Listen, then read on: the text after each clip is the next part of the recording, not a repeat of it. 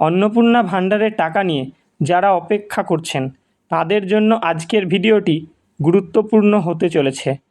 কারণ জুলাই মাসে অনেক উপভোক্তার অ্যাকাউন্টে টাকা ঢুকেছে, কিন্তু আগস্ট মাসে এখনও অনেকের অ্যাকাউন্টে টাকা আসেনি। এখন সবার মনে একটাই প্রশ্ন, আগস্ট মাসের টাকা কবে ছাড়া হবে? আর যারা এখনও টাকা পাননি তাদের টাকা কবে দেওয়া হবে? আজকের এই ভিডিওতে এই বিষয়টাই বিস্তারিতভাবে জানব। প্রথমেই একটা গুরুত্বপূর্ণ বিষয় জেনে রাখুন, বর্তমানে অন্নপূর্ণা ভাণ্ডারের স্ট্যাটাস চেক করার যে অনলাইন অপশানটি আগে দেখা যেত, সেটি এখন আর আগের মতো অবস্থায় দেখা যাচ্ছে না। অর্থাৎ অনেকেই এখন অনলাইনে নিজের আবেদন বা ভেরিফিকেশান স্ট্যাটাস আগের মতো চেক করতে পারছেন না। এই পরিস্থিতিতে নিজের আবেদন বা ভেরিফিকেশানের বর্তমান অবস্থা জানতে হলে নিজের পঞ্চায়েত বা বিডিও অফিসে যোগাযোগ করতে হবে। আপনি যদি জুলাই মাসে টাকা না পেয়ে থাকেন কিংবা এখনও আপনার ভেরিফিকেশান সম্পূর্ণ হয়েছে কি না জানেন না, তাহলে একবার পঞ্চায়েত কিংবা বিডিও অফিসে গিয়ে বিষয়টি জেনে নিন।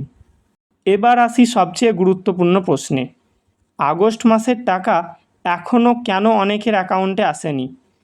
এখানে বিষয়টা আমাদের বুঝতে হবে।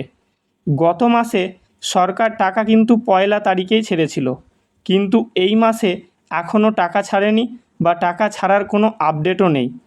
কারণ সরকার চাইছে না প্রথমেই টাকাটা ছেড়ে দিয়ে সবার মধ্যে একটা বিভ্রান্তি সৃষ্টি করতে। কারণ যার টাকা ঢুকবে তার তো ভালো হবে, কিন্তু যার টাকা আসবে না সে হয়তো ভাববে সে আর টাকা পাবে না। এই জন্য একটা তাদের মধ্যে ক্যাচাল সৃষ্টি হবে।